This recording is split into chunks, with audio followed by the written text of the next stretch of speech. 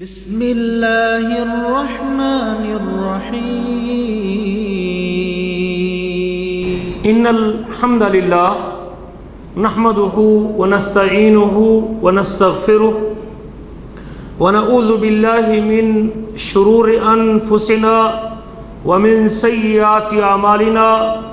من يهده الله فلا مضل له ومن يضلل فلا هادي له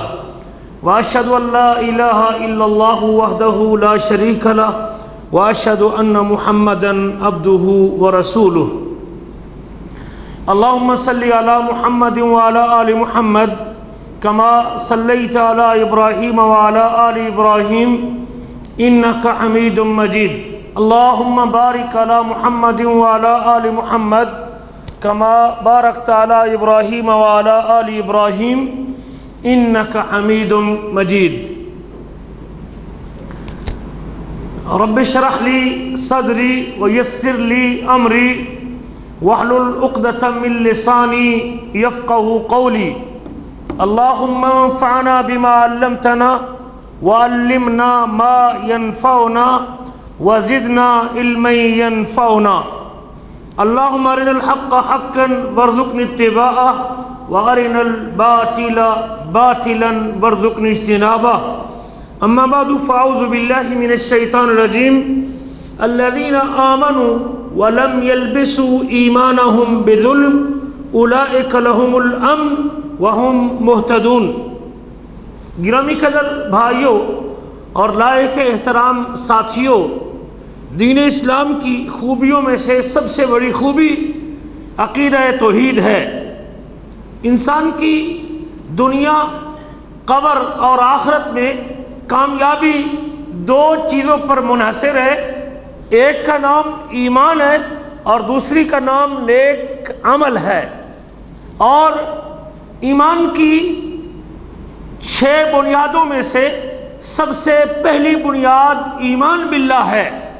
اللہ پر ایمان۔ اور شاید ہم نے وضاحت کی تھی پچھلی مجلس میں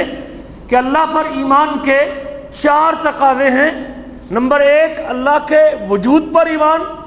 نمبر 2 اللہ ذوالجلال کو اس کے کاموں میں ایک ہونے کا یقین رکھنا، نمبر 3 اللہ تعالیٰ کو اس کی ناموں اور صفتوں میں ایک ہونے کا یقین رکھنا،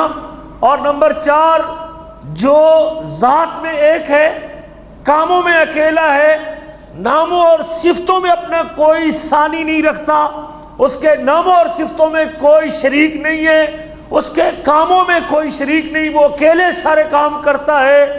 اور اس پوری کائنات کا نظام اس اکیلے کے پاس ہے۔ جب جھکنے کی باری آئے گی، عبادت کی باری آئے گی، بندگی کی باری آئے گی، رکوع کی باری آئے گی، سجدے کی باری آئے گی، سر جھکانے کی باری آئے گی، ماتھا ٹیکنے کی باری آئے گی، دعا کی باری آئے گی، توکل کی باری آئے گی، امید کی باری آئے گی، طواف کی باری آئے گی، بھوکا رہنے اور روزہ رکھنے کی باری آئے گی، اللہ اکبر کبیرہ، حج یا مال قربان کرنے کا وقت آئے گا، تو یہ ساری کی ساری باتیں اور یہ سارے کے سارے عمل اور یہ ساری کی ساری جو ہے نا وہ ریاستیں اور یہ ساری کی ساری جو جھکاؤ کی صورتیں ہیں، اس کا حقدار کون ہے؟ اللہ یا اکیلا اللہ؟ اکیلا اللہ۔ یہ بات یاد رکھیں،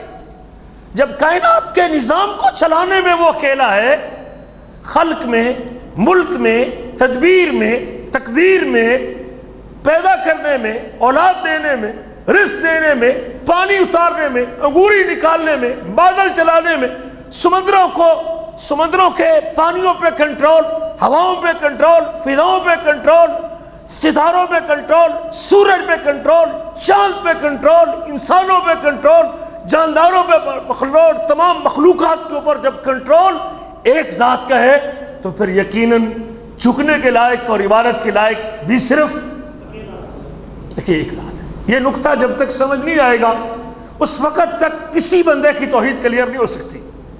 مگر اپنے اس جھکاؤ کو، بندگی کو، عبادت کو، رجوع کو، انابت کو، توبہ کو، خوف کو، امید کو، توکل کو، نظر کو، قربانی کو، سجدے کو، رکوع کو، طواف کو، حج کو، عمرے کو، روزے کو صرف ایک اللہ کے لیے اس وقت خالص کریں گے، اور صرف اس ایک اللہ کے نام، ایک اللہ ہی کے نام تب کریں گے جب ہماری ربوبیت کلیئر ہوگی، جب ہماری ربوبیت کلیئر ہوگی کہ کائنات کا نظام چلانے والا صرف اکیلا۔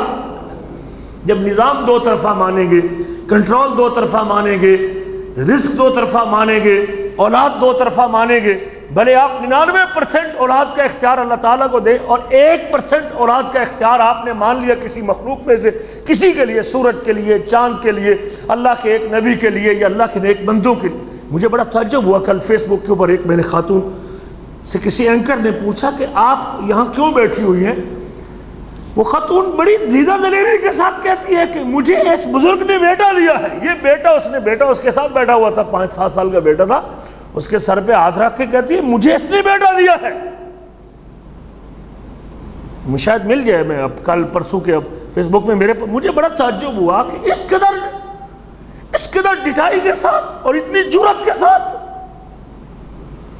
اللہ ذوالجلال کے رب ہوتے ہوئے اور اس کے اوپر ایمان رکھتے ہوئے کہ میں اللہ کو رب مانتا ہوں، یہ فساد اور بگاڑ کیوں ہے؟ یہ بگاڑ اس لیے ہے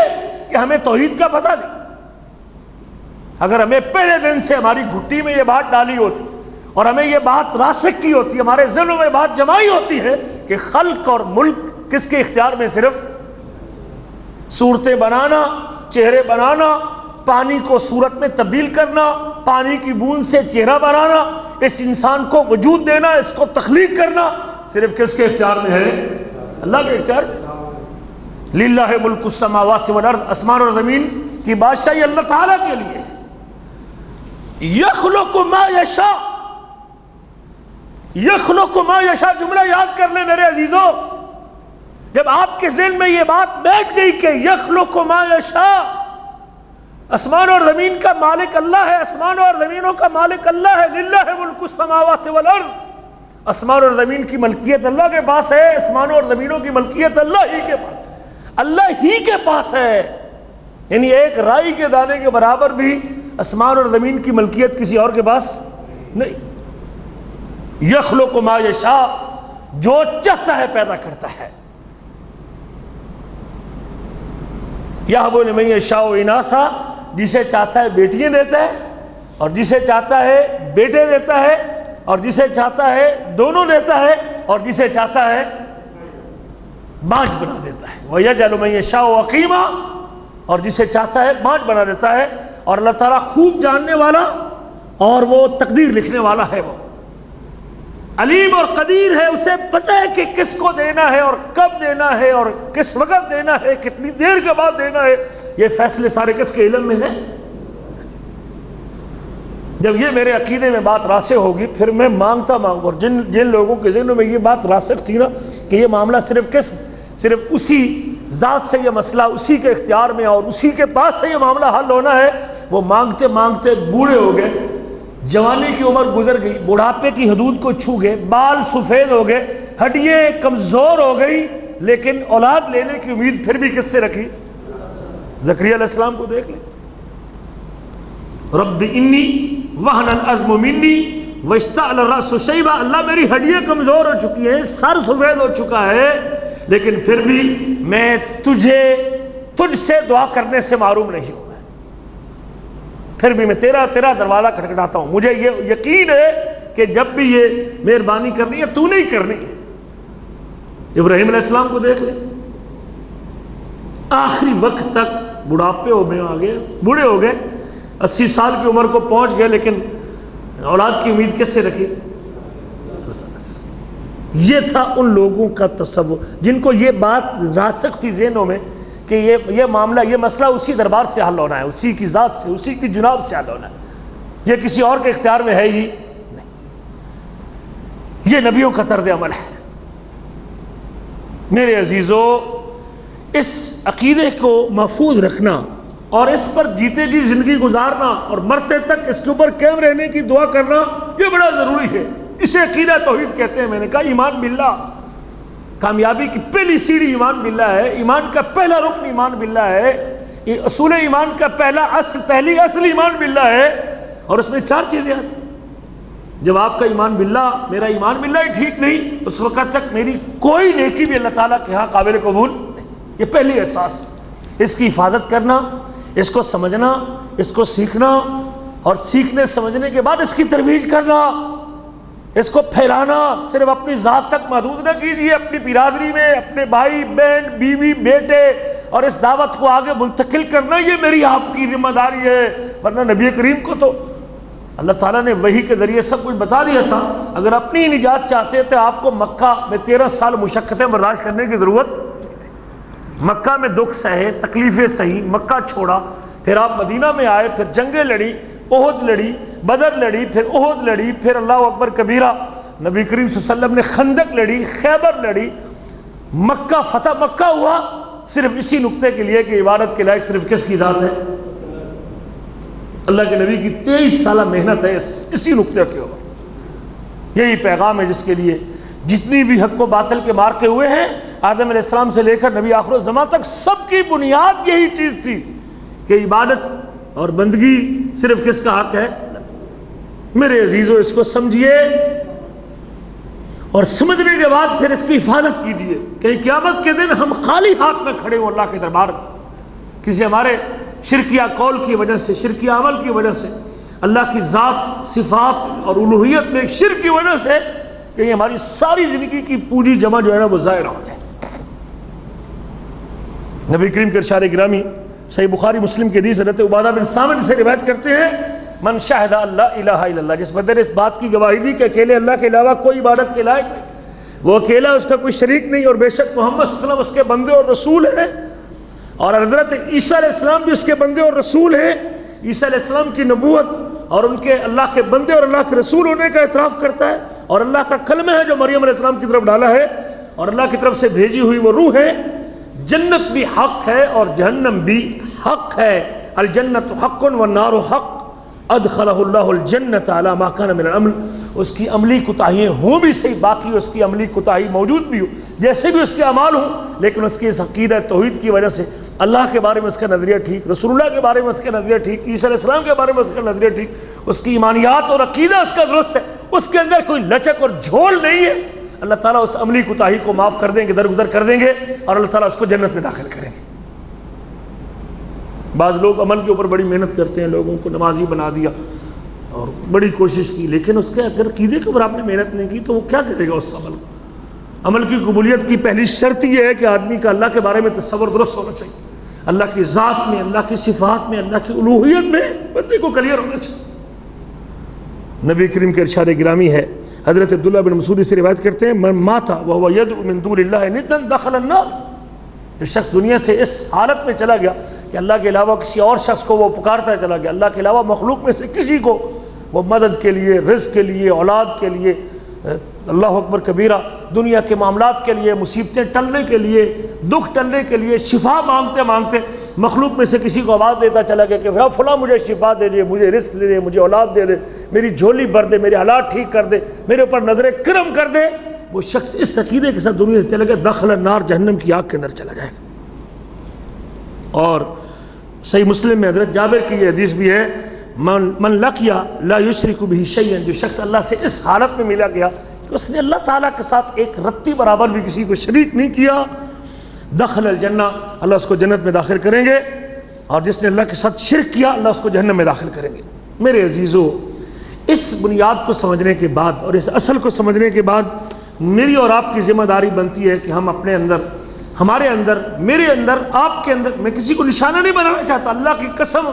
اللہ کو گواہ بنا کے کہتا ہوں، صرف اس مجلس کا مقصد اپنی اصلاح کرنا ہے کہ کہیں میں نہ جانتے ہوئے، لا علمی کی وجہ سے، صرف آباء و اجداد کے پیچھے طریقے پر چلتے ہوئے، ہمارے بزرگ نہیں جانتے تھے کچھ چیزوں کو، لا علمی کی وجہ سے کچھ چیزیں کر رہے تھے اور ہم بھی ان کی دیکھا دیکھی کرتے جا رہے ہیں، کہیں ہمارا عقیدہ توحید تو متاثر نہیں ہو رہا۔ آنکھیں کھول کے جئیں اور پھونک پھونک کے قدم رکھیں، زندگی گزاریں، سوچیں، پرکھیں، دیکھیں کہ میرے اس قول اور اس بول کی وجہ سے، میرے اس عمل کی وجہ سے کہیں میری توحید تو متاثر نہیں ہو جائے گی۔ یہ بڑی ضروری چیز ہے، ان چیزوں میں سے جس سے بندے کی توحید متاثر ہوتی ہے اور توحید کے اوپر حرف آتا ہے، وہ یہ ہے کہ آدمی تعویذ باندھ لے، دھاگا باندھ لے۔ وہ پلاسٹک کا جو پسٹن کے اوپر چڑھاتے ہیں نا، کیا پسٹن کہتے ہیں آپ؟ پسٹن کہتے ہیں، اس کے اوپر جو ربڑ نہیں چڑھاتے، وال اس کے پلاسٹک کی گول وہ ربڑ چڑھاتے ہیں بیچ میں، لوگ کوئی وہ پہنے ہوتے ہیں۔ دھاگا کسی نے کالا باندھا ہوتا ہے، کسی نے پاؤں میں کڑا ڈالا ہوتا ہے، کسی نے اللہ اکبر کبیرہ، بے شمار صورتیں لوگوں کی موجود ہیں۔ تعویذ باندھا ہوتا ہے کسی نے، اور سبحان اللہ سپیے باندھی ہوئی۔ میں تو پچھلے دنوں پاکستان گیا، ایک رشتہ دار کے گھر میں اس کے بچے کے گلے میں پورا گلا اس کا بھرا ہوا ہے جناب، چمڑے کے ساتھ اس نے باندھ کے ادھر سے لے کر پوری لیل لگی، ہار بنایا ہوا اس نے گلے میں، سپیے ڈالی ہوئی ہیں، پتھر ڈالے ہوئے ہیں، پیتل اور چاندی کی کچھ چیزیں ڈالی ہوئی ہیں، اس کے اوپر مختلف قسم کے تلسم ڈالے ہوئے ہیں، اور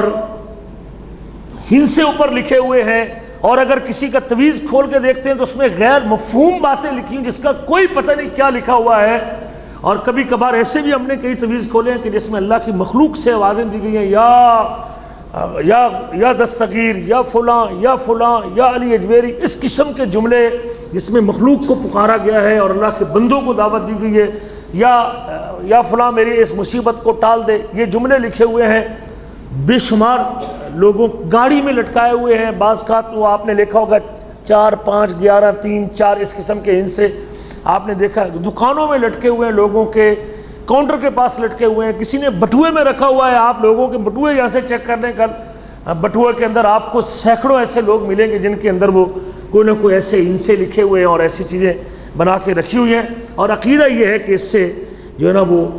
نفع ہو جائے گا اور نقصان ہو جائے گا اس کے اوپر۔ بالکل اس کو تو کسی نے وہ اپنے ڈولے کے ساتھ باندھا ہوا ہے، اور کسی نے اس کو پیتل کے اندر، چاندی کے اندر اس کو بند کر کے ڈھولکی سی بنا کے یہاں رکھی ہوئی ہے، اور کسی نے کمر کے ساتھ باندھا ہوا ہے، کسی نے پاؤں کے ساتھ۔ ابھی تازہ ترین مجھے تعجب ہوا، ابھی ہم میقات پہ گئے اور میقات کے بعد ہم نے کھانا کھایا، ایک بندہ کھانا کھا رہا تھا، اس نے لوہے کا ایک کڑا ہاتھ میں پہنا ہوا تھا۔ میں نے کہا اللہ کے رسول صلی اللہ علیہ وسلم نے اس سے منع کیا، بھائی یہ کڑا پہننا اور اس کے ساتھ شفا جوڑنا اور اس سے یہ عقیدہ رکھنا یہ اللہ کی توحید کے منافی ہے، اللہ تعالیٰ نے ان چیزوں سے منع کیا ہے۔ میری بات کے اوپر کہتے ٹھیک ہے، لیکن وہ مست رہا، اپنے کھانے میں مست رہا۔ بہرحال میری ذمہ داری بنتی تھی، مجھے تو ڈر لگتا کہ قیامت کے دن مجھ سے پوچھ لیا گیا کہ آپ نے اس کو بتایا نہیں، تو بتانا تو ذمہ داری۔ نوجوانوں نے ابھی کئی عجیب کسی نے سرخ پٹی باندھی ہوتی ہے، کسی نے وہ کہتے ہیں جی کو کسی عورت کا جو پرندے کا جو ہے نا وہ دھاگا کاٹ کے کالے رنگ کا باندھا جائے تو یہ جوڑ کا درد ختم ہوتا ہے اور یہاں کا درد ختم ہوتا ہے۔ یہ ساری کی ساری صورتیں اس وقت ہمارے معاشرے میں موجود ہیں۔ ذرا دیکھیے اپنے حبیب کی تعلیمات کے تناظر میں کیا ہم ٹھیک کر رہے ہیں؟ ہمیں کسی مسلک سے کوئی غرض نہیں، کوئی کس مسلک سے ہے، لیکن اللہ کے لیے رسول کریم صلی اللہ علیہ وسلم کی تعلیمات تو متاثر نہیں ہونی چاہیے، عقیدہ توحید کے اوپر تو حرف نہیں ہونا چاہیے۔ مسند امام احمد میں حدیث ہے، حضرت عقبہ بن عامر اسے روایت کرتے ہیں، کہتے ہیں کہ اللہ کے رسول صلی اللہ علیہ وسلم کے پاس ایک مجموعہ لوگوں کی، ایک جماعت، اقبل علیہ راحتن، ایک قافلہ آیا، ایک جماعت آئی لوگوں کی، فبایع تسعۃ وامسکا، واحد دن آپ نے 9 بندوں کی بیعت لے لی اور ایک بندے کی بیعت نہیں، 10 کے قریب لوگوں کا مجموعہ تھا، لوگوں کی جماعت تھی، آپ کے پاس آئی، آپ نے 9 بندوں کی بیعت لی اور ایک بندے کی بیعت نہیں لی، اور آپ سے ایک صحابی نے پوچھا یا رسول اللہ بایعت تسعۃ وترکت ھذا، 9 بندوں کی آپ نے بیعت لے لی اسلام قبول کرنے کے اوپر، کہ ہم اس بات کی گواہی دیتے ہیں کہ اکیلے اللہ کے علاوہ کوئی عبادت کے لائق نہیں، اور 10واں بندہ آپ نے چھوڑ دیا۔ تو فرمایا ان علیہ تمیمۃ،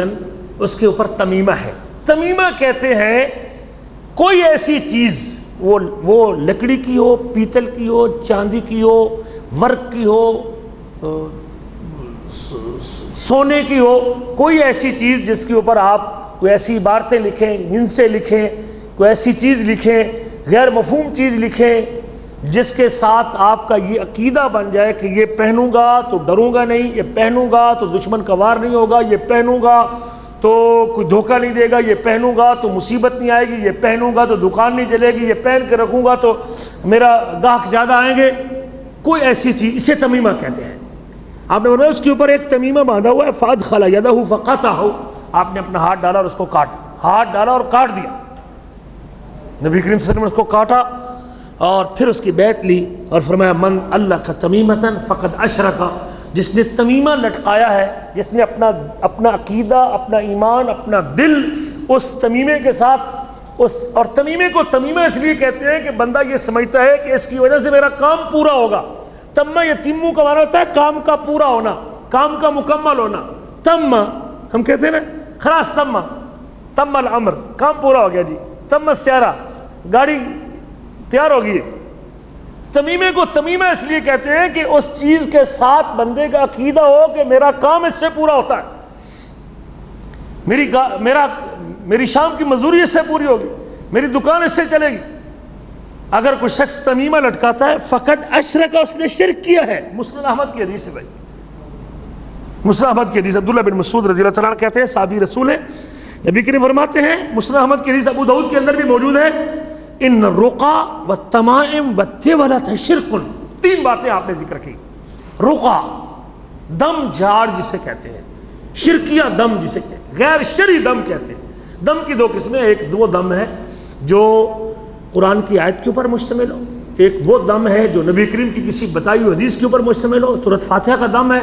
یہ ثابت اللہ کے نبی صلی اللہ علیہ وسلم کے صحابہ کرام سے، فاتحہ کا دم کرنا، سورۃ بقرہ کا دم کرنا، سورۃ اخلاص کا دم کرنا، آیت الکرسی کا دم کرنا جائز ہے۔ لیکن ایسا دم جس میں کوئی شرکی الفاظ موجود ہوں، یا ایسا دم جس کے اندر غیر شرعی چیزیں موجود ہوں، وہ جائز نہیں ہے۔ شرک موجود ہو اس دم کے اندر کہ یا فلاں یا فلاں یا فلاں یا فلاں فلاں اس مصیبت کو ٹال دے، یا اللہ تجھے فلاں کا واسطہ ہے، یا فلاں کے صدقے، یا فلاں کے طفیل، یا فلاں کے ذریعے سے اس تکلیف کو دور کر دے۔ میں جانتا ہوں ایک بندے کو، وہ یہ دار درد کا دم کرتا تھا۔ دم کیا تھا اس کا؟ کہتے ہیں کالا کیڑا کربلا، کالا کیڑا تیرا نام، چھوڑ دے تو اس نو تینو دھروئی محمد مصطفیٰ۔ یہ ایک دم میں نے سنا ایک بندے سے، وہ دم کرتا تھا لوگوں کو جی محمد کریم کا واسطہ ہے تو اس بندے کو چھوڑ دے۔ بھائی یہ اللہ کے رسول کا واسطہ دے کے کیڑے سے مخاطب کرنا کہ تو چھوڑ دے اس کو، یہ کوئی شرعی دم نہیں۔ اور بھی بڑے بڑے دم لوگوں نے اپنے پنجابی میں بنائے ہوئے ہیں، اسے منتر بھی کہتے ہیں۔ جو آپ کسی اور مذہب میں چلے جائیں، ہندو کے پاس چلے جائیں، ان کے پاس بھی وہ موجود ہیں، اور وہ بھی سمجھتے ہیں کہ اس سے مجھے شفا ملتی ہے اور اس سے مجھے فائدہ ہوتا ہے۔ دوسرے مذاہب کے اندر اب تو ہماری حالت یہ ہو چکی ہے کہ ہم مسلمان عیسائیوں کے پاس جا رہے ہیں۔ لاہور میں عیسائی بابا بورڈ لگا ہوا ہے کہ یہ عیسائی ہے مذہباً، لیکن مسلمان اس کے پاس بھی تویز لینے کے لیے جا رہے ہیں۔ ہماری ابتری کا یہ عالم ہو چکا ہے، مسلمان ہم کلمہ گو ہیں، توحید کے دفاع کرنے والے تھے، ہم توحید پرست تھے بھائی، ہم محمد کریم کے امتی تھے، ہم اللہ کے رسول صلی اللہ علیہ وسلم کے پیروکار تھے، جس کی 23 سالہ زندگی گزر گئی اس ایک توحید کو بچانے کے لیے اور لوگوں کو سمجھانے کے لیے، جن کا گھر چھوٹا، در چھوٹا، بچے چھوٹے، سب کچھ چھوٹا۔ آپ صلی اللہ علیہ وسلم نے صرف یہ نقطہ سمجھانے کے لیے کہ عبادت کے لائق کس کی ذات ہے، نفع اور نقصان کے لائق کس کی ذات ہے، اللہ تعالیٰ کی ذات ہے۔ مخلوق سے، لوگوں سے، چیزوں سے، درختوں سے، پتوں سے بندے کو کوئی ایسا نفع اور نقصان جو اللہ نے تقدیر میں نہیں لکھا وہ کسی اور کے پاس نہیں ہے۔ تو ایسا غیر شرعی دم، اور دوسرا آپ نے فرمایا وہ تمیمہ ہر وہ چیز ہے جس کو آپ اولاد کے گلے میں لٹکائیں، اپنے ڈولے پہ لٹکائیں۔ میں نے پچھلے دنوں فیس بک کے اوپر ایک تصویر دیکھا، وہ مکینک گاڑی ٹھیک کر رہا ہے اور اس کے پیچھے یہاں تویز لٹک رہا ہے، اس کی پتہ نہیں وہ تویز کس قسم کا تھا، اس کے اندر کیا تھا، لیکن اب وہ پیچھے اس کی کمر کے پیچھے جو بڑی عجیب سی کیفیت میں وہ تویز اس کا لٹک رہا ہے، اور وہ مست سے اپنے کام جھک کے وہ کام کر رہا ہے۔ اور بے شمار آپ لوگوں کو دیکھیں اور تویز کھول کے دیکھیں گے، پھر آپ کو احساس ہوگا کہ اس کے اندر کیا لکھا ہوا ہے۔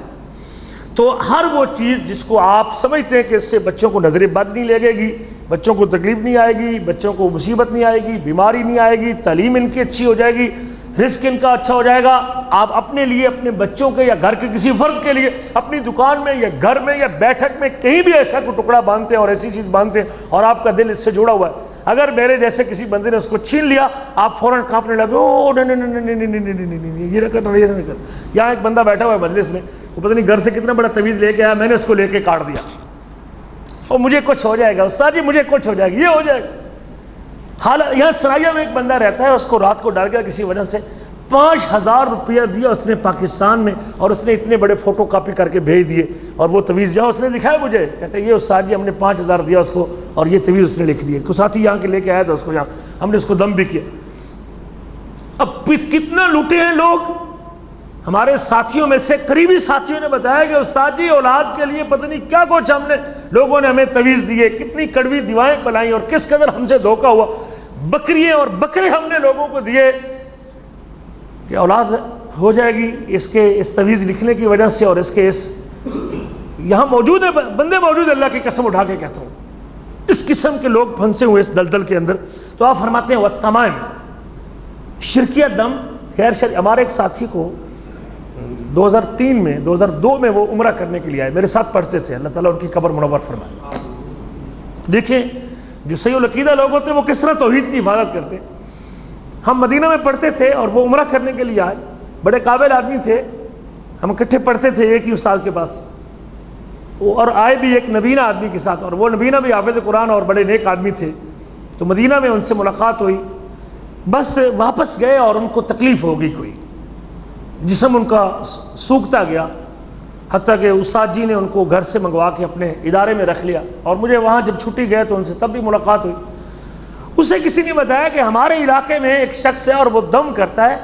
اور اس سے دم کروایا جائے تو ممکن ہے شفا مل جائے۔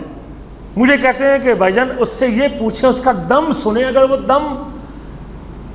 کتاب و سنت کی روشنی میں کرتا ہے، توحید کے اوپر مبنی کرتا ہے، تو میں اس کے پاس جانے کے لیے تیار ہوں۔ اگر اس کا دم غیر واضح ہے، ہمیں پتہ نہیں کہ وہ کیسا دم کرتا ہے، تو میں اس کے پاس جانے کے لیے تیار نہیں ہوں۔ مجھے اس زندگی سے موت عزیز ہے، مجھے وہ زندگی نہیں چاہیے جس زندگی میں شرک اللہ تعالیٰ کے ساتھ ہو جائے، نہ جانتے ہوئے بھی شرک ہو جائے۔ میں ایسا دم نہیں کروانا چاہتا کہ جس کا مجھے پتہ نہ چلے۔ وہ شخص فوت ہو گیا، ہمارا وہ طالب علم ساتھی تھا، فوت ہو گیا، اللہ کو پیارا ہو گیا، اللہ اس کے قبر کو منور فرمائے۔ لیکن کتنا حساس تھا کہ اس نے کسی ایسے بندے سے دم نہیں کروایا جس کے بارے میں شک تھا کہ پتہ نہیں اس کا دم شرکیہ نہ ہو کہیں۔ جب تک وہ دم اونچی نہیں پڑے گا اور کلیئر نہیں کرے گا کہ وہ کیا کر رہا ہے، تب تک میں اس سے دم کروانے کے لیے تیار نہیں۔ یہ ہوتی ہے حفاظت توحید، اور یہ ہوتا ہے عقیدہ توحید، کہ انسان بعض کا بڑے بڑے صاحب العقیدہ صحیح العقیدہ لوگوں کو ہم نے ڈوبتے دیکھا ہے۔ جن جب آ گئے یا کوئی ایسی تکلیف آ گئی، ان کو ڈر گئے ان کے بچے، تو پھر انہوں نے کوئی پرواہ نہیں کہ کون دم کرنے والا ہے، جہیں اس طلب میں کہ بس ہمیں شفا ملنی چاہیے اور ہمیں یہ جن دور ہونا چاہیے، پھر نہیں پرواہ کی اپنے عقیدے کی۔ تو اللہ کے نبی صلی اللہ علیہ وسلم فرماتے ہیں کہ تمام یہ جو بھی تویز باندھا جاتا ہے وہ شرک ہے۔ وَالتِّوَلَةُ، اور تیسری فرمایا وَالتِّوَلَةُ، تیولا کہتے ہیں کہ ایسا جادو جو عورت کرے مرد کو اپنی طرف مائل کرنے کے لیے، یا مرد کرے عورت کو اپنی طرف مائل کرنے کے لیے۔ اور یہ ہمارے پاکستان میں بہت زیادہ لوگ تویز لے کے دیتے ہیں، خامند کو قریب کرنے والا اور خامند کو قابو کرنے والا، اس کی ماں کے خلاف کرنے والا تویز، کس طرح میرے قابو میں رہے، اس قسم کا اسے کہتے ہیں عطف اور صرف، کسی بندے کو اپنی طرف مائل کرنا یا کسی کو دوسرے سے پھیرنا، اور یہ جادو ہے، اور جادو کرنا کفر ہے۔ ہر وہ تویز جس میں مرد کو کھینچا جائے یا عورت کو کھینچا جائے، ہاں اگر دم کیا جائے، کوئی دعا کی جائے کہ یا رب اس کے دل میں میری محبت ڈال دے، اللہ اس خامد کو میرا ہی رکھ، یا اللہ اس خاتون کو میری محبت میں رکھیں، اس دعا کرنے میں تو کوئی حرج نہیں ہے۔ لیکن ایسا تویز کہ جس سے کوئی بھی ہو، اور وہ یقیناً جو شخص ایسا تویز دے رہا ہے وہ جادوگر ہے، جادوگر ہے اور جادوگر ہے، اور جادوگر اس وقت تک اپنا جادو نہیں کر سکتا جب تک وہ کسی جن کے ساتھ شرک نہیں کر لیتا۔ جب اس سے جن شرک نہیں کروا لیتا، وہ کہے گا جی ایک کالا بکرا ذبح کر کے وہاں ذبح کر کے قبرستان میں رکھ کے آؤ، کس کے لیے؟ اللہ کے نام پہ ذبح کیا اس نے، جنوں کے لیے ذبح کیا اس نے۔ یہی تو شرک ہے، جب کالا بکرا کہے گا، کالا مرغا کہے گا، فلاں رنگ، جن اسے کہے گا کہ یہ کام اس سے کروا، قبرستان میں رکھ کے آ، جنوں کے نام پہ جب وہ بکرا ذبح کرے گا، قبرستان میں رکھے گا، کالے رنگ کا، یا مرغا ذبح کرے گا، یا کوئی ایسی چیز فلاں ویرانے میں رکھ کے آ، وہ جن کے نام پہ ذبح کروا رہا ہے اور یہ اللہ کے ساتھ شرک کر رہا ہے۔ جادوگر جب بھی کوئی ایسا تویز دے گا، یقینی طور پہ وہ شرک کیے بغیر تویز نہیں دے سکتا۔ اس قسم کا جادو اس وقت تک جادوگر جادو کا اثر ہو نہیں سکتا اس کا جب تک وہ شرک نہ کر لے۔ تو آپ نے فرمایا وتھے والا 3 باتیں اپنے ذکر کی کہ 3 چیزیں شرک ہیں۔ قرآنی تویز کے حوالے سے یہ بات بھی یہاں واضح کرتا جاؤں، اگر کوئی قرآنی آیت کے اوپر مبنی تویز ہے، اس حوالے سے علماء کے 2 موقف ہیں۔ قرآنی آیت کسی کو لکھ کے دینا یا کوئی ایسی دعا لکھ کے دینا اور اس کو گلے میں لٹکا لینا، کیا یہ بھی شرک ہے؟ اس سلسلے میں علماء کے 2 موقف ہیں۔ علماء کا ایک موقف تو ہے کہ نہیں، اللہ کے رسول صلی اللہ علیہ وسلم نے فرمایا ہے کہ ان تمائم، جو بھی تمیمہ ہے وہ شرک ہے، اور اس میں اگر کوئی شخص قرآنی تویز بھی لکھ کے دیتا ہے تو علماء کی ایک جماعت کہتی ہے کہ جب بندے کا عقیدہ یہ ہو گیا کہ بس یہ لٹکانے کی وجہ سے مجھے شفا مل رہی، یہ لٹکانے کی وجہ سے میں بچا ہوا ہوں، اس کے لٹکانے کی وجہ سے، اور اس کا اللہ تعالیٰ سے دھیان کم پڑ گیا اور اس لکھی ہوئی چیز کی طرف زیادہ ہو گیا ہے، تو پھر یہ شرک اصغر کے ضمن میں آئے گا، اور جو ہے نا یہ بھی درست نہیں ہے۔ اور علماء کی ایک جماعت کہتی ہے کہ نہیں، قرآنی تویز اگر ہے یا قرآن کے کوئی لکھا ہوا ہے تو اس کو ہم شرک نہیں کہتے، کم از کم مکروہ کہہ سکتے ہیں، اللہ کے نبی صلی اللہ علیہ وسلم سے ثابت نہیں ہے۔ اور وہ کہتے ہیں کہ اللہ کے رسول صلی اللہ علیہ وسلم کے اوپر پورا قرآن نازل ہوا ہے، لیکن آپ نے کسی کو سورت لکھ کے گلے میں لٹکانے کا حکم، ہاں اس کو دم کر سکتے ہیں، 10 بار پڑھیں، 20 بار پڑھیں، 100 بار پڑھیں، آپ کوئی دعا پڑھیں، آپ یہ شرعی طریقہ ہے۔ قرآن مجید کو اللہ نے شفا کہا ہے، وَنُنَزِّلُ مِنَ الْقُرْآنِ مَا هُوَ شِفَاءٌ وَرَحْمَةٌ، ہم نے قرآن کو نازل کیا جو شفا اور رحمت ہے۔ آپ اس کو بطور دم آپ پڑھیں، 1 بار پڑھیں، کسی کو 5 بار پڑھنے سے فائدہ ہو جائے گا، کسی کو 10 بار پڑھنے سے فائدہ ہوگا، کسی کو 100 بار پڑھنے سے فائدہ ہوگا۔ اس کا پڑھنا شفا ہے، اس کا دم کرنا شفا ہے، اس کے دم کرنے کی بندے پہ تاثیر ہے، لیکن اس کو لکھ کے گلے میں لٹکانا، رسول کریم نے یہ طریقہ، جب پورا قرآن جس نبی نے لکھوایا ہے، اگر قرآن کی آیتیں لکھ کے گلے میں ڈالنا بھی اس سے بھی بطور شفا استعمال ہو سکتا تھا، تو اللہ کے نبی کی 23 سالہ زندگی میں کسی ایک صحابی کو بھی آپ نے کوئی چھوٹی سی صورت بھی لکھ کے گلے میں لٹکانے کا حکم نہیں۔ اس لیے ہم کہیں گے کہ شیخ عثیمین رحمہ اللہ بھی کہتے ہیں کہ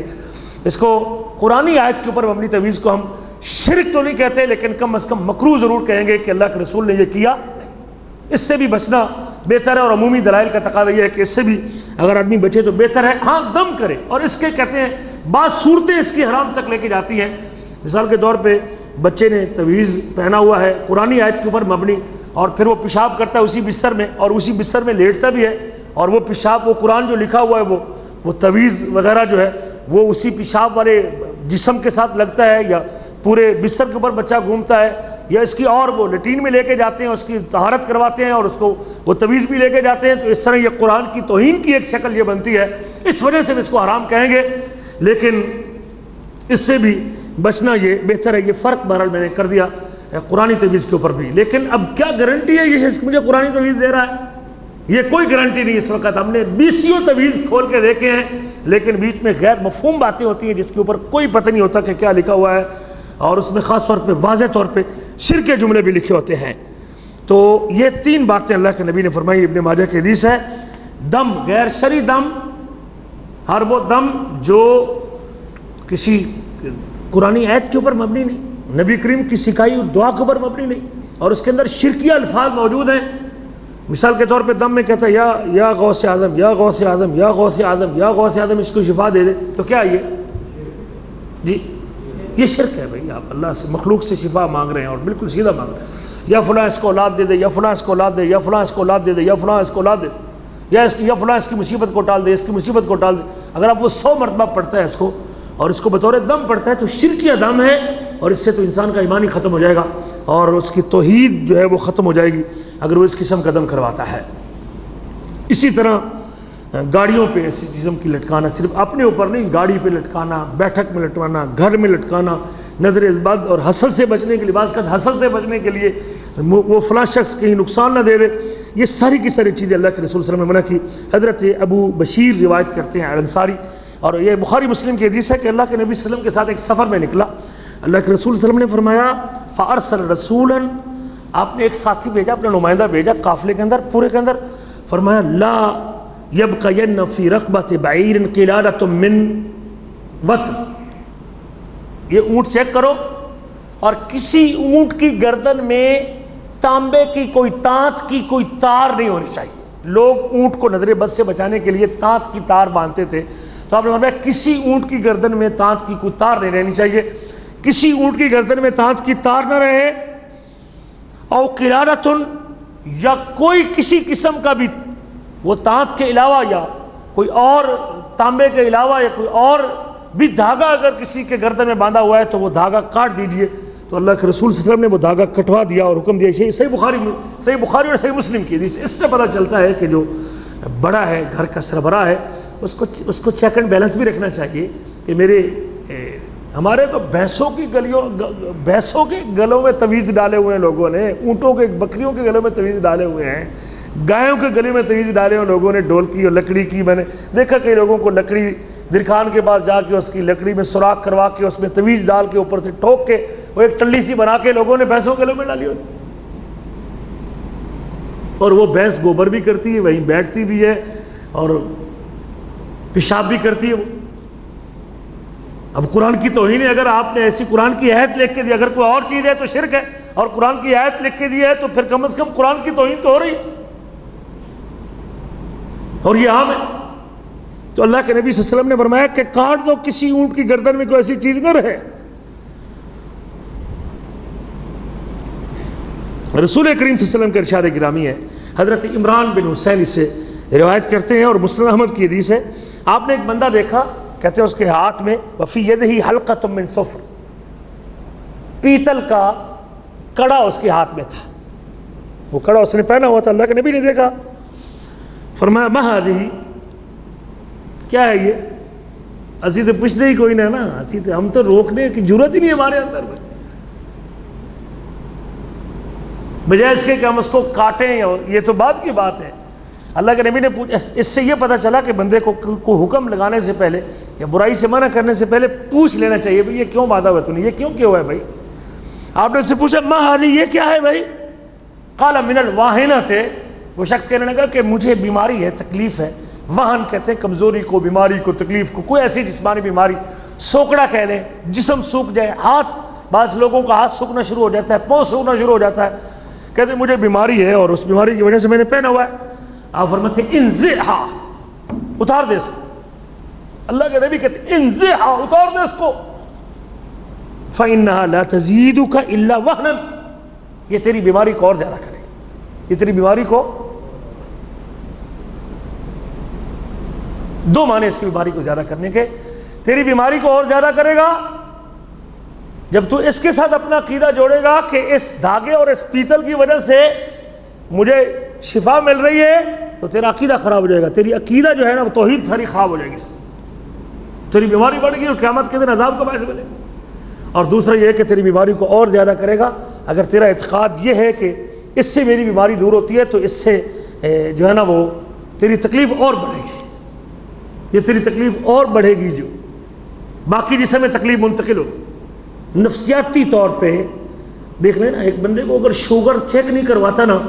تو وہ 20 سال تک بھی پھرتا رہے گا تو اسے کچھ نہیں ہوگا، لیکن جس دن اس کو پتہ چل جائے گا کہ آج میری شوگر بڑھنا شروع ہو گئی ہے تو فوراً اس کی طبیعت کیا ہو جائے گی؟ گرنا شروع ہو جائے گی۔ یہ نفسیاتی طور پہ اس کے اوپر بی پی کا مسئلہ دیکھ لیں، شوگر کا مسئلہ دیکھ، مجھے یا کسی کو اللہ نہ کرے کینسر ہو جائے، اسے جب تک پتہ نہیں چلا مجھے کینسر ہے تو اسے کچھ بھی نہیں ہوگا، بڑا ایزی فیل کرے گا، ہنس مکھ لوگوں سے ملے گا، لیکن جس دن اس کو پتہ چل گیا کہ تجھے کینسر، اس لیے ڈاکٹر کسی مریض کو اس کی بیماری بتاتے، کینسر کے مریض کو ڈاکٹر کبھی نہیں کہے گا کہ تجھے کینسر ہو چکا ہے، ہاں اس کے حتیٰ کہ اگر وہ مرنے کے قریب بھی ہے ڈاکٹر کی تحقیق کے مطابق تو کبھی مریض کو ڈاکٹر نہیں بتائے گا کہ تیرا وقت آ چکا۔ ہاں جب اسے پتہ چلے گا کہ وہ کینسر لگ گیا تو اب اس دن سے اس کی طبیعت گرنا، یہ نفسیاتی اثر ہوتا ہے، اور یہ آپ نے فرمایا کہ یہ تیری بیماری کو اور زیادہ کرے گا، جس عقیدے سے تو نے یہ پہن رکھا ہے یہ تیری بیماری کو اور زیادہ کرے گا۔ آپ نے فرمایا انزعھا۔ اگلی بات فإنک لو مت وہی علیک ما افلحت ابدا، اگر اسی کو پہنے ہوئے تیری موت آ گئی تو کبھی کامیاب نہیں ہو سکے گا۔ اور فلاح کیا ہے؟ خیر کا حاصل کرنا اور شر سے بچنا، کبھی تو فلاح، کبھی تجھے خیر نہیں ملے گی اور کبھی تو فلاح نہیں پائے گا اگر یہ کڑا تیرے ہاتھ میں رہے گا۔ جب تک یہ کڑا تیرے ہاتھ میں، اسی حالت میں مر گیا تو کبھی کامیاب نہیں ہو سکتا، اور کامیابی جنت میں جانا، تو کبھی کامیاب نہیں ہو سکے جب تک یہ کڑا تیرے ہاتھ کے اوپر رہے گا۔ یہ بھی مسند احمد کی حدیث ہے۔ حضرت عمران بن حسین اس روایت. عقبہ بن عامر روایت کرتے ہیں کہ من تعلق تمیمۃ فلا اتمہ اللہ، جس بندے نے تمیمہ لٹکایا ہوا ہے، جس کا دل تمیمے کے ساتھ. اور کچھ لوگوں کو ہم جب کاٹتے ہیں نا تویز تو قریب کانپنا شروع ہو جاتے ہیں. نہ نہ نہ نہ نہ کریں استاد جی، میں اس کو چھپا دیتا ہوں جی، میں کسی کو میں رکھ دیتا ہوں جی، میں واپس کر دیتا ہوں. اندر سے وہ کیا ہوتا ہے،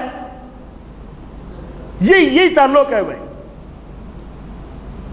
وہ اندر سے اس کا دل کہاں پر ہوتا ہے کہ پتہ نہیں مجھے کچھ ہو نہ جائے، مجھے کچھ چیز کھا نہ جائے، رات کو کچھ ہو نہ جائے، ڈر نہ جاؤں مجھے کچھ چیز کھا لے جائے. وہ اندر سے تو اس کا یہی تو تعلق ہے بھائی. آپ چیک کر کے دیکھ لیں، جس بندے کا تعویذ پہنا ہوا ہے آپ اس کو ہاتھ ڈالیں، کینچی اس کو ڈالیں، اگر وہ نہ نہ نہ نہ نہ نہ نہ یہ نہ کرنا یہ نہ کرنا، اس کا معنی ہے کہ اس کا دل اس کے ساتھ یہ فساد ہے. من تلک تمیمۃ، جس نے تمیمہ لٹکایا، فلا اتمہ اللہ، اللہ کے نبی نے بد دعا کی، فرمایا اللہ اس کے کام کو پورا نہ کرے، اللہ اس کے کام کو کبھی پورا نہ کرے جس نے تمیمہ باندھا ہوا ہے. فلا اتمہ اللہ، اللہ اس کے کام کو پورا نہ کرے. ومن تعلق ودعۃ فلا ودعہ اللہ، جس بندے نے سپی باندھی ہوئی ہے، سیپی یہ جو سمندر سے نکلتی ہے نا، سیپی ہیں داغے میں پرو کے 1 2 کوڑی ہیں، یہ سپی ہیں اس کو کہتے ہیں، لوگوں نے باندھی ہوتی ہے. تو جس نے سیپی باندھی ہوئی، آپ نے فرمایا ومن تعلق ودعۃ فلا ودعہ اللہ، اللہ اس کو کبھی سکون نہ دے، وہ ساری زندگی قلق میں. اور یہ قلق ہے بھائی، جب اس سے اتاریں گے وہ قلق میں آ جائے گا، کانپنا شروع ہو جائے گا. جب اس کو اتاریں گے وہ ڈرنا شروع ہو جائے گا. یہ قلق ہے. لیکن جس کا عقیدہ توحید ٹھیک ہے اور عقیدہ درست ہے، جس کو پتہ ہے کہ نفع اور نقصان کا مالک میرا رب ہے، اور جس نے یہ آیتیں پڑھی ہوئی ہیں، قل افرأیتم ما تدعون من دون اللہ، محمد کریم آپ ان سے کہہ دیجئے، افرأیتم ذرا بتائیے مجھے، ما تدعون من دون اللہ، جن کو تم اللہ کے علاوہ پکارتے ہو، لات ہے، منات ہے، عزیٰ ہے، جن کی تم پوجا کرتے ہو، جن کو تم پکارتے ہو مصیبت میں، یہ شفا دینے والا، یہ رزق دینے والا، یہ حالات ٹھیک کرنے والا، یہ قسمت کھری کرنے والا، یہ غم ٹالنے والا، یہ دکھ دور کرنے والا. آپ تو ہم کر رہے ہیں بھئی، ہمارے پاکستان میں تو سب چیزیں، سارے سیمپل موجود ہیں، سب سیمپل موجود ہیں. آپ یہ جھولی بھرنے والا، تو جھولی بھر دے تو قسمت کھری کر دے، پنڈی میں چلا جا، اور نظر کرم کرنی تو جنگ میں چلا جا، اور اگر غم ٹالنا ہے تو مادھو لال چلا جا، اور اگر جھولی بھرنی ہے تو لجویری چلا جا، اور اگر سبحان اللہ جنت میں جانا ہے تو چلا جا بابا گن شکر چلا جا. ہر ایک کے ساتھ جملہ ایسا جملہ جوڑا ہوا ہے بھئی لوگوں نے جو عقیدہ توحید کے خلاف، سراسر عقیدہ توحید کے خلاف ہے. شرک اکبر کے ضمن میں آتا ہے، اللہ اکبر کبیرہ. تو لوگ مکہ میں یہی بالکل یہ تصور تھا. تو اللہ کہتے ہیں افرأیتم ما تدعون من دون اللہ، جن کو تم اللہ کے علاوہ پکارتے ہو نا، یہ نیک لوگوں کے جو بت بنا کے رکھے ہوئے ہیں. ان ارادنی اللہ بضر هل هن کاشفات ضر، اگر میرا رب مجھے تکلیف دینا چاہے تو کیا یہ سارے مل کے میری تکلیف ٹال سکتے؟ جی نہیں. جن کو تم پکارتے ہو، رب نے اگر تکلیف کا فیصلہ کیا، بیماری کا فیصلہ کیا، مارنے کا فیصلہ کیا ہے، تو کوئی جن کو بھی تم پکارتے ہو کوئی میری تکلیف کو ٹال نہیں سکتا. یہ قرآن مجید کے الفاظ ہے. حل ہن کاشفۃ ضرہ او ارادنی برحمت حل ہن ممسکۃ رحمتہ، میرا رب اگر میرے ساتھ رحمت کرنا چاہے تو کیا اس رحمت کو روک سکتے ہیں؟ یہ کوئی جن کو بھی تم پکار رہے ہو کوئی اللہ کی رحمت کو روک نہیں سکتا. قل، اب وقت ہے جب ان کا جواب نفی میں ہے، نہ تو اللہ کی آئی ہوئی رحمت کو روک سکتے ہیں اور نہ ہی اللہ کی آئی ہوئی مصیبت کو ٹال سکتے ہیں. تو اب لوہا گرم ہے جب اس کا جواب نفی میں ہے کہ یہ سارے مل کے اللہ کی آئی ہوئی رحمت کو روک نہیں سکتے اور اللہ کی آئی ہوئی مصیبت کو ٹال. اور نبی کریم تو ہر نماز کے بعد فرمایا کرتے تھے اللہم لا مانع لما اعطیت، یا رب جس کو تو دے دے اسے کوئی روکنے والا نہیں، اور جسے تو روک دے اسے کوئی دینے والا. ہر نماز کے بعد اللہ کے رسول ہر فرض نماز کے بعد، صحیح حدیث بخاری مسلم کی غلط حدیث، وہ مسجد میں لٹکی ہوئی آپ لوگ پڑھتے ہیں اللہم لا مانع لما اعطیت. کیا مزیدار زندگی تھی نبی کی، کیا پیارت کی سیرت چھوڑی آپ صلی اللہ علیہ وسلم نے. سینہ ٹھنڈا ہو جاتا ہے جب اس دعا کو پڑھتے ہیں نا، اللہم لا مانع لما اعطیت، اے میرے اللہ جس کو تو دے دے اس کو کوئی روکنے والا، اور جس کو تو روک دے اسے کوئی دینے. اللہ خون بڑھ جاتا ہے اس دعا کو پڑھنے کے ساتھ. بندے کو نفسیاتی طور پہ اس کا اللہ کے ساتھ اتنا اعتماد بڑھتا ہے نا، اللہ کے ساتھ اتنا اعتماد بڑھتا ہے نا کہ اگر وہ پہلے مانگنے میں سستی کر رہا تھا، اس دعا کو پڑھنے کے بعد بندے کے اندر اور زیادہ اللہ کے بارے میں وثوق پیدا. بہترین سپورٹر اللہ کی قسم، وہ کیپسول اور وہ کوئی طاقت کا سیرپ اور ٹیکا لگوانے سے اتنی قوت بندے میں نہیں آتی جتنی اس دعا کے پڑھنے کے ساتھ بندے میں قوت آتی کہ میرا رب جب فیصلہ کر لے گا میرے بارے میں رزق دینے کا، اولاد دینے کا، تو کوئی مائی کا لال اسے روک، اور میرے رب نے اگر روک کے رکھا ہے تو کوئی اسے دے نہیں سکتا۔ اللہم لا مانع لما اعطیت ولا معطی لما منعت۔ ہر فرض نماز کے بعد بھائی، ہر سلام پھرنے کے بعد اللہ کے رسول یہ ذکر پڑھتے تھے۔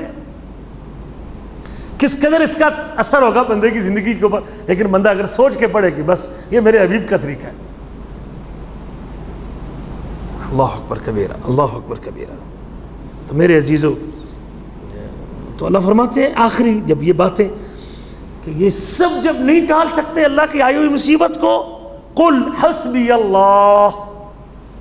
کہہ دیجئے کہ مجھے کون کافی ہے؟ مجھے اللہ کافی ہے۔ قل حسبی اللہ، محمد کریم کہہ دے اب میرا اللہ مجھے کافی ہے۔ علیہ یتوکل المتوکلون، اور اسی کے اوپر توکل کرنے والے توکل کرتے ہیں۔ ساری دنیا چلی جائے، سارا کچھ چھن جائے، مومن کا توکل کس کے ہونا چاہیے؟ اپنے اللہ کے اوپر توکل ہونا چاہیے۔ تویزوں پہ، دھاگوں پہ،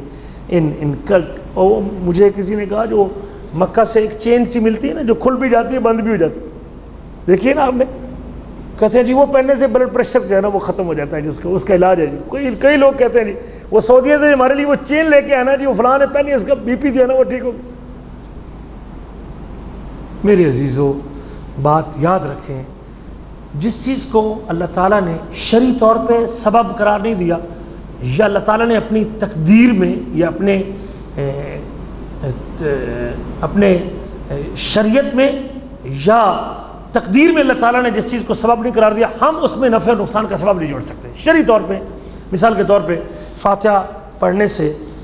شفا ملتی ہے، یہ اللہ کے رسول نے خبر دی ہے، یہ شرعی سبب ہے۔ فاتحہ کا دم کرنے سے، جب آپ فاتحہ کا دم کریں گے یقیناً تکلیف میں شفا ملے گی، قرآن شفا ہے، یہ شرعی سبب ہے۔ اور طبی سبب جسے کہہ لیں یا قدرتی سبب جسے کہہ لیں، مثال کے طور پہ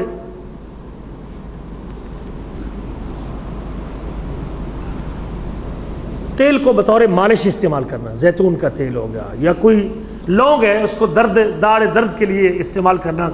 یا نیم کی مسواک کرنا، اس سے جو ہے داڑھ کی تکلیف دور ہوتی ہے، یا کوئی ایسی چیز کڑوی چیز استعمال کرنا جس سے خون صاف ہوتا ہے، اسبگول استعمال کرنے سے پیٹ صاف ہوتا ہے مثال۔ اور یہ تجرباتی طور پہ ہم نے دیکھا ہے کہ اس دوائی کا یا اس چیز کا جو اللہ نے پیدا کی ہے، اس کو اوپر باندھنے سے، ہلدی گھٹنے کے اوپر باندھنے سے چوٹ لگی ہو تو ہڈی جڑ جاتی ہے، تجرباتی طور پہ لوگوں کو دیکھا گیا، تجربے نے بتایا۔ تو ہم اس چیز میں تو اس حد تک استعمال کر سکتے ہیں کہ یہ میرے رب نے چاہا تو اس چیز کے استعمال کرنے سے مجھے شفا ملے گی، لیکن اس کے ساتھ بھی میں اپنا عقیدہ نہیں جوڑ سکتا۔ پتھر اگر بالفرض کی شخص پہنتا ہے، انگلی میں زمرد پہنتا ہے یا عقیق پہنتا ہے، اور اس کا عقیدہ یہ ہے کہ اس پتھر کے پہننے سے میرا دشمن میرے اوپر وار نہیں کرے گا یا میرے رزق میں برکت آئے گی، تو یہ عقیدہ درست۔ آپ ایسی چیز میں نفع مان رہے ہیں جس میں اللہ تعالیٰ نے نفع رکھا نہیں۔ ہاں کسی پتھر کو رگڑنے سے، جسم پر رگڑنے سے اگر کوئی جسمانی فائدہ ہوتا ہے تو اس کو رگڑنا یہ سبب ہے، تجرباتی سبب ہے، یہ قدرتی سبب ہے، یہ اللہ تعالیٰ نے رکھا ہے اس کو۔ بعض دوائیں استعمال کرنے سے، جو کھانے سے یا پینے سے جس کا تعلق ہے، اس کو یا ملنے سے، جسم پر رگڑنے سے یا باندھنے سے اس کا تعلق، تجربے سے ہمیں پتہ چلا ہے اور اللہ نے رکھا ہے اپنی۔ اور اس حد تک اس کو سمجھنا کہ اللہ تعالیٰ نے اگر شفا اس میں لکھی ہوگی۔ بہت سارے ایسے لوگ ہوتے ہیں جو ایک ڈاکٹر سے دوائی لیتے ہیں لیکن اللہ شفا دیتا ہے، لیکن اسی سے دوسرے نے دوائی لی ہوتی ہے لیکن شفا۔ تو سبب کو اس حد تک شرعی سبب ہو، اللہ کے رسول نے خبر دی ہو کہ یہ چیز دم کرو گے تو یہ فائدہ ہوگا،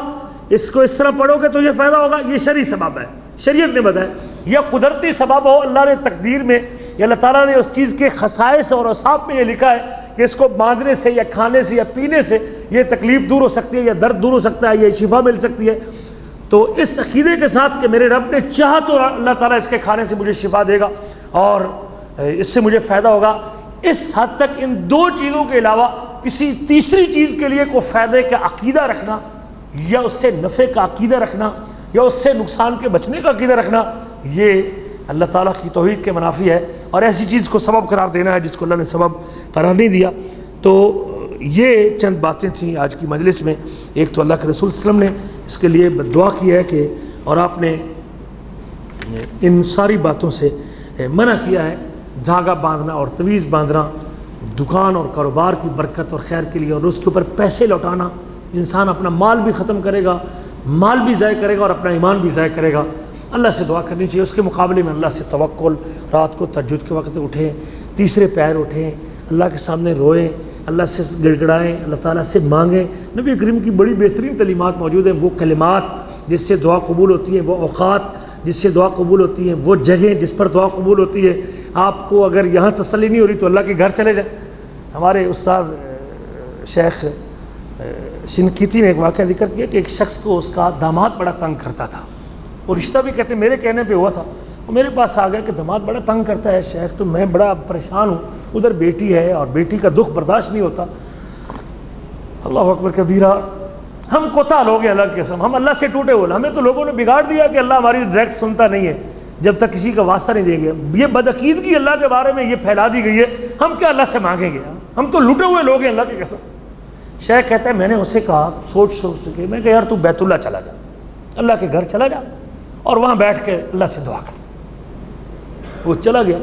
کہتے تب یہ موبائل کا زمانہ نہیں تھا، اور اس شخص نے اللہ کے گھر میں بیٹھ کے دعا کی، اور اتنی دعا کی، یا رب تو میرے لیے آسانی پیدا کر دے اور میرے اس داماد کو ہدایت دے دے، اور میری بیٹی کی جو ہے نا وہ یہ پریشانی دور کر دے۔ کہتے ہیں کہ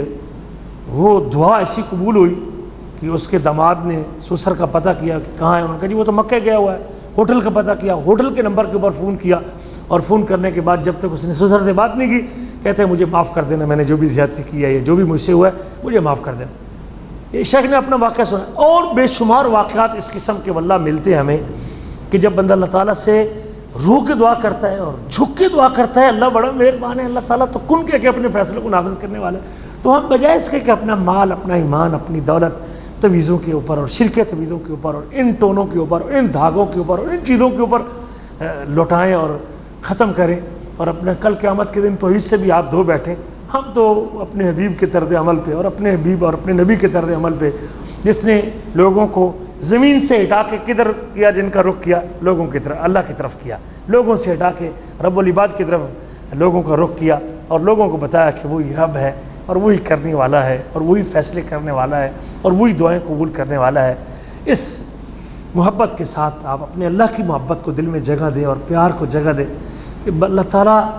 بڑا مہربان ہے اپنے بندوں کے لیے۔ وہ تیسرے پیر پہلے آسمان پہ کہتا ہے مجھ سے کوئی دعا کرنے والا ہے، مجھ سے کوئی مانگنے والا، کوئی ہاتھ اٹھائے تو صحیح، کوئی جھولی بلائے تو صحیح۔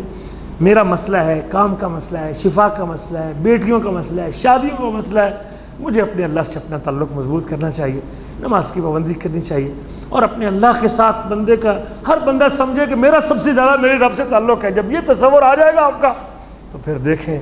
وہ تو پانیوں سے رستے بنانے والا ہے، وہ تو آپ کو گلزار کرنے والا ہے، وہ تو آسمان سے ملائکہ نازل کرنے والا ہے۔ میرے مانگنے میں کمی ہے، اس کے دینے میں کمی نہیں۔ یہ آج کے درس کا خلاصہ ہے۔ اللہ مجھے اور آپ کو ایسی محبت اپنے رب کی عطا کر دے جس سے ہم اس سارے قسم کے چنگل سے آزاد ہو جائیں اور اپنے اللہ کے اور اپنے حبیب اور میرے آپ کے حبیب کی یہی تعلیم، اللہ کی قسم نبی کریم کی یہی تعلیمات ہے۔ پیارے نبی کی سیرت تو پڑھ دیکھیں، آپ لکھ کے دینا چاہتے تو قرآن لکھ کے دیتے، پورا قرآن لکھوا دیا، لیکن کسی کو گلے میں لٹکانے کے لیے آپ نے نہیں دیا۔ ہاں قرآن پڑھیں، تلاوت کریں، کبھی دل پہ بوجھ آ جائے تو ترجمہ پڑھیں، ایک ایک آیت کے اوپر رکیں۔ ایک بندہ پوری رات سورۃ اخلاص پڑھتا رہا، پوری رات سورۃ اخلاص پڑھتا رہا، اس کو اور نہیں آتا تھا کچھ، ساری رات اس کی بیت گئی سورۃ اخلاص پڑھتے پڑھتے۔ پڑوسی نے سنا، کبھی آپ نے پڑھی 1000 دفعہ سورۃ اخلاص، کبھی گئے ہوں بیت اللہ میں اور مغرب سے عشاء تک یا عشاء سے فجر تک کبھی آپ نے کھڑے ہو کے 2 رکعتیں پڑھی ہوں اور آپ نے اخلاص ہی پڑھتے رہے ہوں، کبھی آپ نے رات کو سورۃ اخلاص ہی پوری رات پڑھی ہو، 2 گھنٹے 4 گھنٹے، وہ ساری رات اخلاص سورۃ اخلاص قل ہو اللہ ہی پڑھتا رہا۔ پڑوسی نے سنا، اگلے دن نبی کریم سے کہنے لگا کہ اللہ کے رسول ہمارا پڑوسی ساری رات سورۃ قل ہو اللہ ہی پڑھتا رہے، ساری رات قل ہو اللہ ہی پڑھتا رہا، اس کو کوئی اور قرآن یاد ہی نہیں تھا۔ اللہ کے نبی کہتے ہیں اللہ کے بندے تجھے پتہ نہیں ہے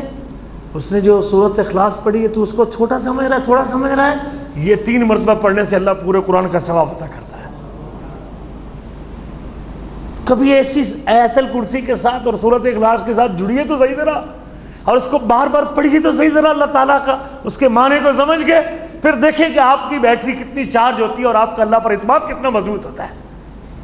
ذرا اس طرف توجہ کیجیے میرے عزیزو، اللہ سے دعا ہے کہ اللہ تعالیٰ مجھے اور آپ کو بات تھوڑی سی لمبی ہوگی، اللہ سے دعا ہے کہ اللہ تعالیٰ مجھے اور آپ کو عمل کرنے کی توفیق نصیب فرمائے، اللہ ہمارے گناہ معاف فرمائے،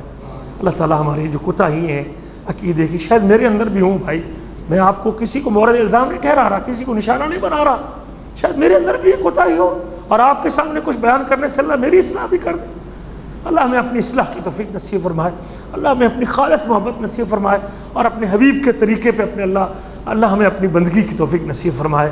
اور اس طرح کا ایمان اللہ تعالیٰ ہمیں اپنے رب کے بارے میں اللہ ہمیں نصیب کر دے، اپنی ذات کے بارے میں، جس طرح میرے آپ کے نبی نے محنت کر کے 23 سال لوگوں کو بتایا اور سکھایا ہے۔ اللہ ہم سب کو ہمارے گناہ معاف فرمائے اور ہمارے بچوں کو نیک اور صالح بنائے، اللہ ہماری پریشانیاں دور فرمائے، اللہ ہمارے دکھ دور فرمائے، اللہ تعالیٰ ہمیں خیر کی مجالس کو بات کرتے رہنے کی توفیق نصیب فرمائے۔